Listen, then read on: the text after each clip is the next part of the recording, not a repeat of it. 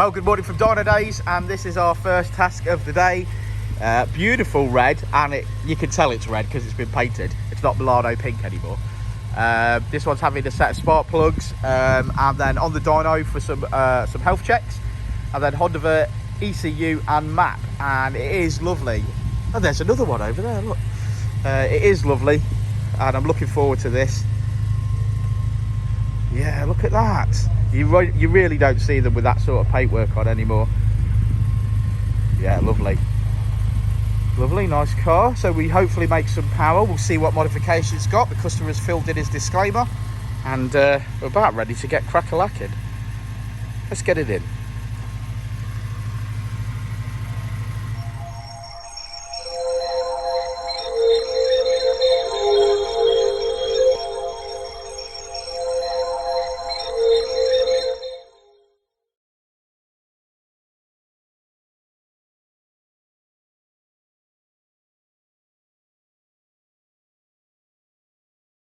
Okay, well, this one failed its health check, unfortunately, as we were missing bolts for the fuel rail. Now, this bolt here was actually in, but this one was missing. So we've got a bolt, we're making up, the engineering guy is making up some spacers. Now that will fix that, and then we'll be on to mapping. But this is what health checks are for. Better than a massive fire.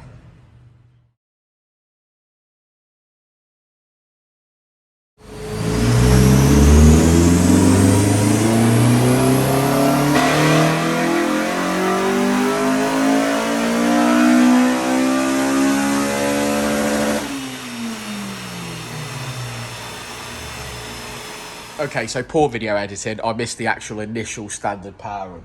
But the initial standard power run developed 206 brake horsepower, and that was on a slightly restrictive induction kit, which I'm going to show you, which is now in the boot, because Richard has installed a custom Dynodaze one, which we'll talk about at the end.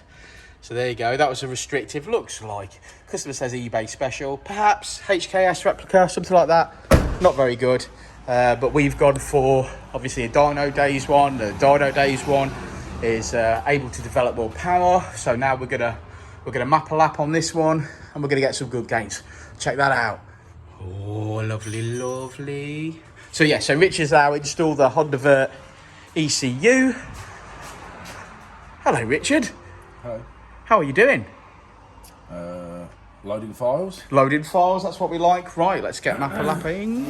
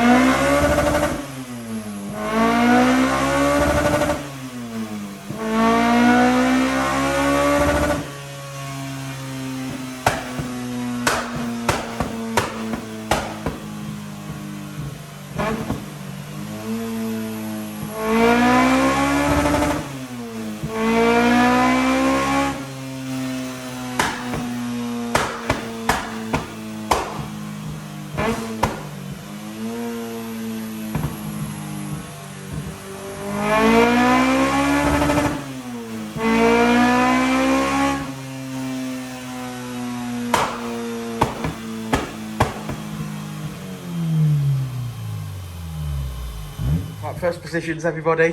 You know, I like to be over this side of the car, whilst you're over that side of the car. First positions. First positions. I'm not sure that that's a dance thing. Well, I'm watching. I'm not even going to talk about that. What the fuck? What's up with you?